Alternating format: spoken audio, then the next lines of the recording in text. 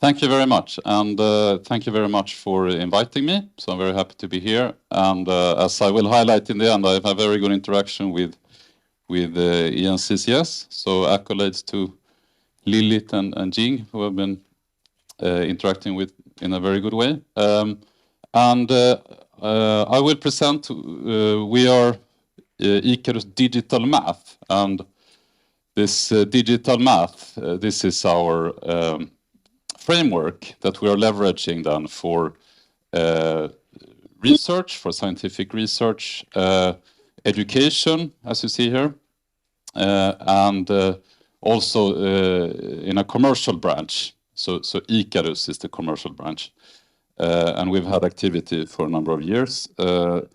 But I understand the audience here is a little bit mixed, so I will please be adaptive. So maybe interrupt or ask at the end. I will give us very sort of bird's eye overview. And then you can go very deep if you want to. So 1 second here. Excuse me. Yes. From sort of a pitch or a bird's eye view, our sort of breakthrough that we're delivering to the industry is a paradigm shift in aerodynamics. So we can call this revolutionary aeroscience. So finally, you can make reliable simulations. So when interacting with the industry, for example, I've had meetings with high-level Boeing engineering. They don't trust simulation. So they call this colorful fluid dynamics. So it's a nice movie. So you put it on your web page, and then you do something completely different in the company. And this is quite widespread. Then there may be some exceptions. But this is terrible. So this means that it's based on physical testing, right? You build an airplane for hundreds of millions of dollars. Oh, it crashed, and then so you go back to the drawing board, you build it again. Very primitive. So this is not how it should be today. But what we have done then, we show that Euler, from the sort of very early scientific development, he was actually right. So his simple model for aerodynamics, first principles, was actually correct, and there has been a lot of discussions about that. So it means aerodynamics is simple in some sense. It's first principles with the Euler equations, and then it means it's reliable. So it's really based on first principle science. You're not inputting, values that you're tweaking to a certain benchmark. So you can trust it just as you can trust any science. So we are directly simulating natural laws. And then this has some very attractive and interesting consequences then. So it means that now suddenly, before you couldn't trust simulation, now you can reliably design, optimize, certify, innovate aircraft, wind turbines, ships, cars, trucks. And we can do this in the web browser. It's extremely accessible. And we can say it's 100 times faster and cheaper than the industry standard also. Okay, so we make big claims, but then we also have done an extremely detailed validation of this. So we have strong NASA recognition. So the NASA branch chief of computational aerodynamics has even made a public statement that this is, it's good, as good as it gets, a statement from NASA. So I can show you that later. And then we deliver the whole digital math framework also as an online course. And this has become the largest online course in Sweden. So we've had over 30,000 participants, so a collaboration with edX. Okay, so that's the bird's eye. So this is the main message in some sense. Okay, this is something we can do. And then an interesting aspect here is that the simulations are extremely cheap. So when we think about supercomputing, HPC and so on. It's typically very expensive, but here the simulations are cheap. So maybe that can be an interesting discussion point. Is that good or bad? Is it good to have cheap, energy efficient simulations, or is that bad? So I go back to that at the end. And then this is sort of how do you do these simulations? It sounds like almost like rocket science, right? How is this accessible? Can you actually understand and inspect? But then we deliver, it's just based on a few basic algorithms. So we deliver this at all levels in the DigiMath education program. So it's a new revolutionary way to learn math and coding. So we see it's an enormous problem in society that almost everyone has lost motivation for math and programming. And that's the key of the new digital society, right? Or of today's digital society. But this is a solution to that. So even university students and all the way down to even kindergarten, I can say, but let's say 10-year-olds is something we had good validation with. They play around with simulations. They play around with the algorithms. Then afterwards we tell them, okay, you have been solving differential equations. You have done, the same methods that NASA is using to send the rover to Mars. This is what you did. You're 10 years old. You're an engineer, so right? So it's you flip it around. You play with simulations. You play with the algorithms. Like Angry Birds is also solving differential equations, and then you can sort of go in and modify. And then this creates motivation. They create their own designs and so on. So then, and that means you can also then understand. You can go in and modify these simulations. And in these critical applications for aerospace, for medicine that we're also doing, then things, it cannot be a black box where things suddenly go wrong. I'm not going to go to a hospital and then they say, now we push the button here. It's a black box. Who knows what happens? This has happened recently, right, with airplanes that unfortunately, dangerous airplanes were put into action and hundreds of people died. So this cannot be allowed to happen.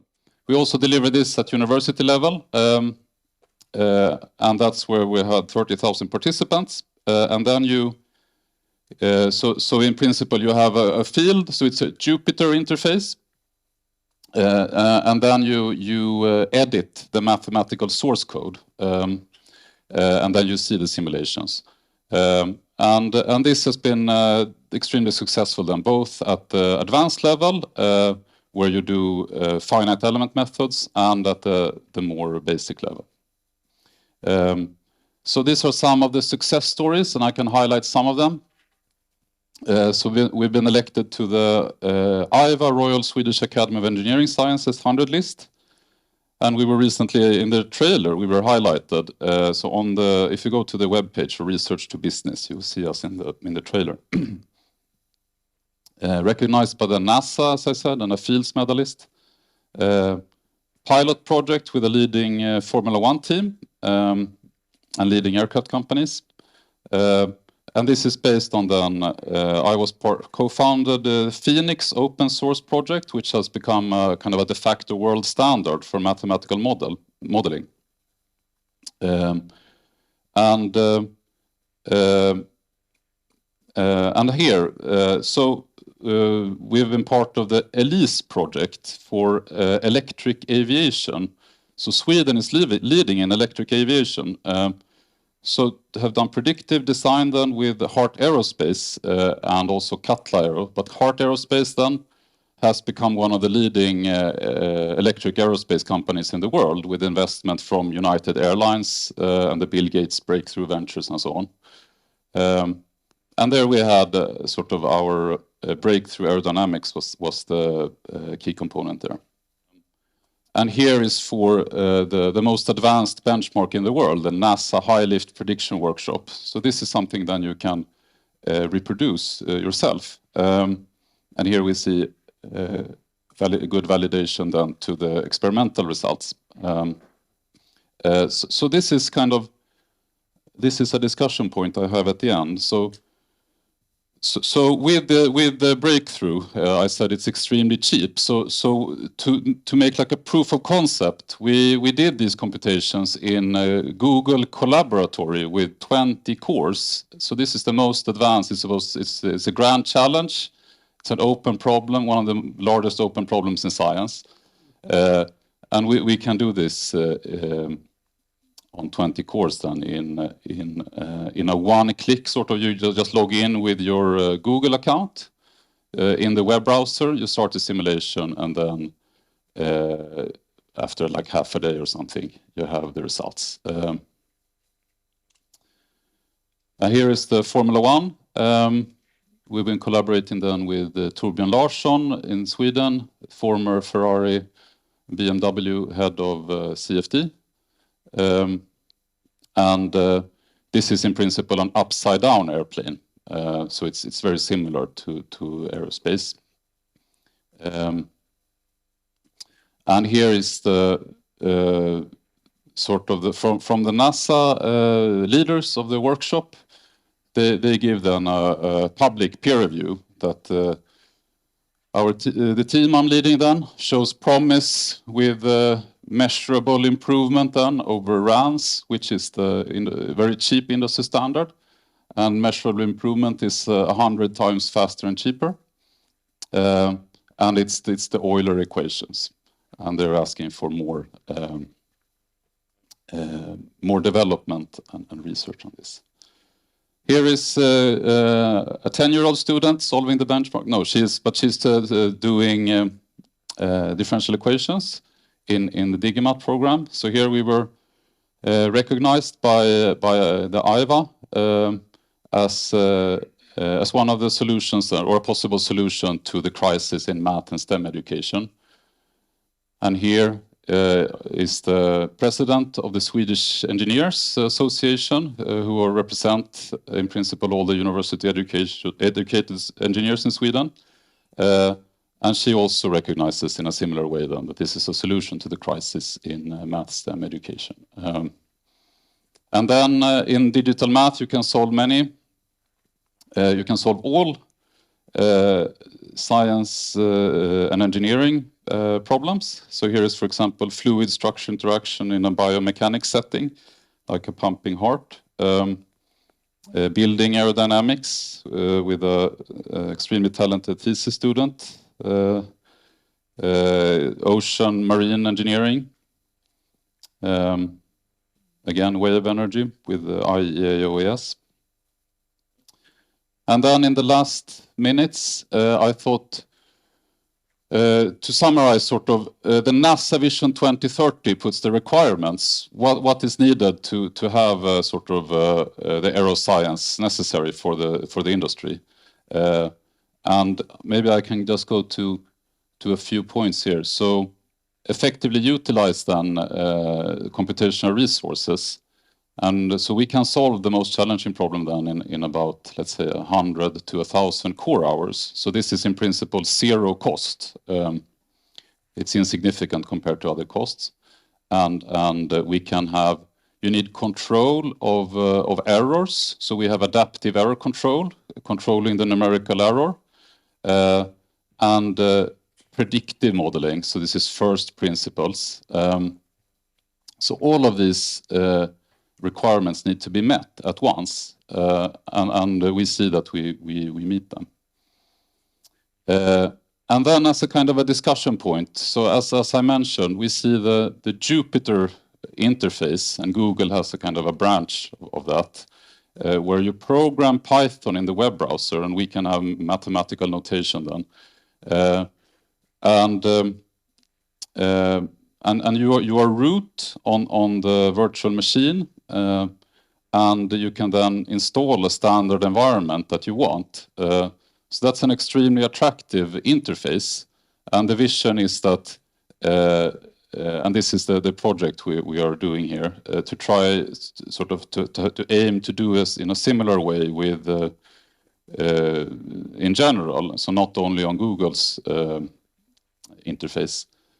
So really to have like a standard interface, because I would say today for every supercomputer, you have to sort of manually spend some time to install, get started. It's a different environment, some different versions. So it's a cost to change resource. Whereas with like a Google Colab, it's always the same interface. So to present Jupyter then,